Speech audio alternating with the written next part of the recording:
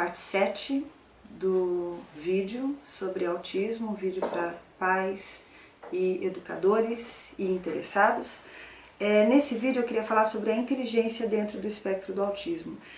É uma parte mais teórica, talvez um pouco mais complexa, e por isso que eu queria dizer que quem quiser realmente talvez se aprofundar um pouco mais nesse assunto, eu tenho um capítulo que eu escrevi sobre inteligência nesse livro Altas Habilidades, Superdotação, Inteligência e Criatividade. É um livro que eu organizei junto com a professora Ângela Virgolin, um livro de 2014 pela editora Papiros. Então aqui eu tenho um capítulo, capítulo 2, onde eu descrevo os aspectos neurobiológicos da inteligência.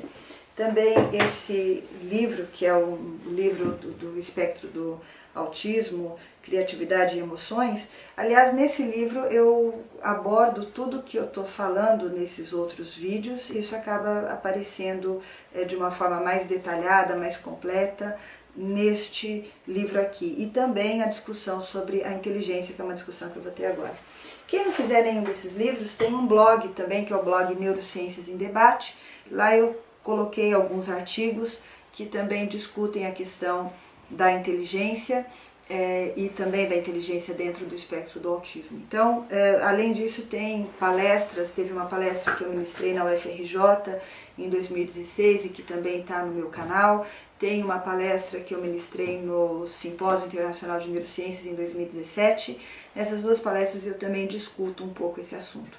Então, mas vamos falar aqui alguns minutos sobre a inteligência dentro do espectro. Por que falar sobre isso? Porque eu tenho certeza, e muitos dados indicam, que a inteligência nas pessoas do espectro do autismo vem sendo subestimada. E isso é muito ruim. Ou seja, as pessoas do espectro do autismo, elas estão sendo interpretadas como sendo menos inteligentes e menos capazes do que elas são. Então eu vou tentar percorrer um caminho assim, eu vou explicar mais ou menos o que seria inteligência, o que se entende por inteligência, as diferentes perspectivas e qual que é o problema disso dentro do autismo.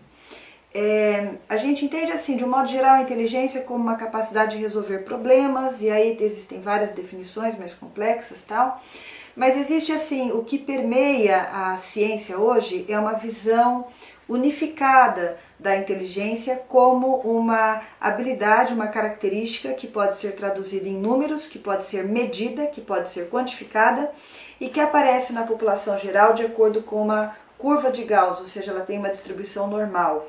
O que é isso? Significa a maioria tem mais ou menos, tem um grupinho ali que tem muito pouco e tem um grupinho que tem bastante.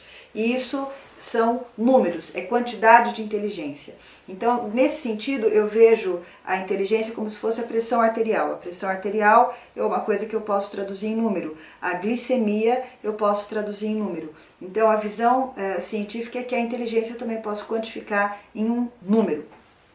Então é isso que é feito quando a gente aplica os testes psicométricos. A própria palavra psicométrico que já diz isso, é medir a inteligência. Então são várias tarefas, cada tarefa tem uma determinada pontuação e a partir disso eu calculo o quão inteligente uma pessoa é. A gente sabe que a inteligência tem uma outra proposta complementar a essa, que é a de dividir a inteligência na inteligência fluida e cristalizada.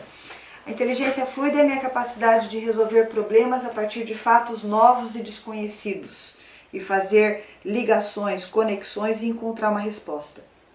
A minha inteligência cristalizada, ela está mais associada às coisas que eu adquiri, a todo o conhecimento que eu adquiri e como eu manipulo esse conhecimento. Esse conceito de inteligência fluida, ele é muito próximo do conceito de memória de trabalho, que é a minha capacidade de manipular dados mentalmente e de gravá-los. Ou seja, quanto mais inteligência fluida eu tenho, maior é a quantidade de dados que eu consigo manipular mentalmente. Por exemplo, um exercício.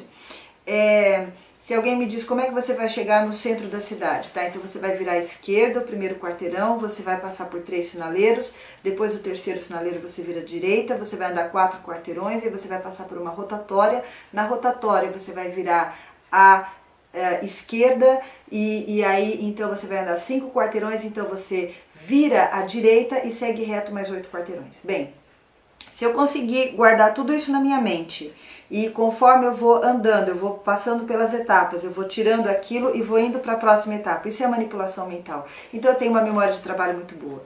Um outro exemplo eu poderia dizer, calcula aí para mim 2.597 dividido por 14, o resultado você multiplica por 3 e desse resultado você subtrai 17. Então eu tenho que guardar todos esses números na minha mente, eu tenho que memorizá-los, eles têm que ficar online, eles têm que ficar ali na tela aberta, na guia aberta, e ao mesmo tempo eu consigo manipulá-los. Não é só decorar aquilo e ficar guardando meio que automaticamente um número de palavras ou um determinado conteúdo, mas é conseguir manipular aquilo também. Então, quantas guias eu consigo manter abertas? Quanto de informação eu consigo manter no meu cérebro e manipulando? Isso é memória de trabalho e isso está muito associado à inteligência fluida. Do ponto de vista neurobiológico, é importante também dizer que a inteligência não está localizada em uma área do cérebro. Então a gente sabe que o córtex pré-frontal, dorsolateral, é muito importante, ele está associado às funções executivas, de organização, planejamento, seleção, automonitoramento, atenção, eu consegui filtrar, consegui manter meu foco ali e ir até o fim, até eu atingir a meta que eu quero, passar por todas as etapas. Mas, na realidade, o córtex dorsolateral pré-frontal sozinho não faz nada. Ele parece ser um palco, ele é essa área que está aqui. Ele parece ser um palco onde várias informações se congregam para se tornarem conscientes. Mas outras áreas precisam funcionar muito bem, áreas parietais, temporais, para que eu tenha um funcionamento adequado. Então, a gente entende hoje que a inteligência ela é resultado do funcionamento de um network, de um circuito neural, de vários neurônios trabalhando juntos de uma forma muito eficiente, de uma forma simultânea e complementar. Então, não existe um centro de inteligência no cérebro. Agora é assim, o problema com essas teorias, com essa visão da inteligência como forma unificada, é que ela não se interessa muito pelas particularidades individuais, pelas diferenças de formas de processamento de informação que uma pessoa pode ter. Mas na realidade, assim, eu posso ter um QI de 100 e a outra pessoa também tem um QI de 100, mas eu sou excelente em matemática, em cálculo, nisso, e o outro tem um perfil de inteligência totalmente diferente. Então não é dizer que isso seja totalmente desconsiderado, mas esse não é o ponto-chave. No final, chega-se a um número e aquele número é o que traduz a sua habilidade. Acontece que no espectro do autismo a gente tem um cérebro que funciona de um jeito muito diferente, que processa as informações de um jeito diferente, mas que pode também conseguir resolver problemas, passando por outros caminhos, ou resolver outros tipos de problema. E isso faz então com que nos testes psicométricos, que foram desenvolvidos para avaliar a inteligência na população de normotípicos, na população geral, esses testes eles acabam tendo resultados muito discordantes quando aplicados em crianças com autismo. Então, por exemplo, a gente tem o teste de inteligência de Wechsler, que é um teste muito bom, de perguntas e tarefas e tal, mas em muitas questões ele exige compreensão verbal para ser realizado. Então, geralmente as crianças com autismo têm uma performance muito baixa. Mas essas mesmas crianças, quando realizando, por exemplo, o teste das matrizes progressivas de Raven, elas acabam tendo um resultado muito melhor, porque também é um teste de inteligência, também está baseado na resolução de problemas, mas se baseia menos nas questões de comunicação. Então a gente precisaria pelo menos ter consciência disso, de que a inteligência muito provavelmente está sendo subestimada, que um teste psicométrico não é a palavra final, mesmo porque além das limitações das próprias questões em si, é uma coisa feita no momento ali artificial, é uma coisa que exige motivação, pode ser que a criança naquele dia não esteja tão bem motivada, não esteja interessada, ou esteja deprimida, ou esteja ansiosa, simplesmente por algum motivo não quis fazer. Então é um desempenho momentâneo e artificial. Então isso pode fazer com que essas crianças sejam subestimadas e acabem por isso recebendo uma estimulação não tão apropriada para a capacidade que elas realmente têm. Uma outra forma de enxergar a inteligência são as concepções integrativas de inteligência. Então existem alguns pensadores né? Sternberg, Howard Gardner, Ceci, que propõem um entendimento da inteligência como algo que não pode ser simplesmente traduzido em números, mas algo mais qualitativo, que precisa ser descrito nas suas características pessoais, nas suas peculiaridades. Então, uma coisa que é muito melhor apreendida, captada, quando descrita qualitativamente, do que quando eu tento reduzir aquilo a um número. Também eles entendem, eles permitem nessas concepções integrativas a concomitância entre áreas de deficiência e áreas de alto desempenho. Isso é uma coisa que a gente vê não só nas crianças com autismo, mas principalmente nelas, mas também em outras.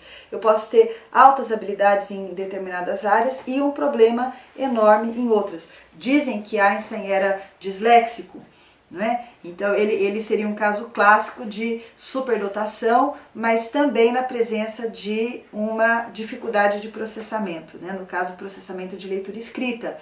Então, essa visão que permite, que vê a inteligência de uma forma mais individualizada, de uma forma mais qualitativa, permitindo que haja essas divergências e vendo a inteligência como algo que se transforma, e não como um número que você recebe, que é fixo, mas como algo que pode mudar.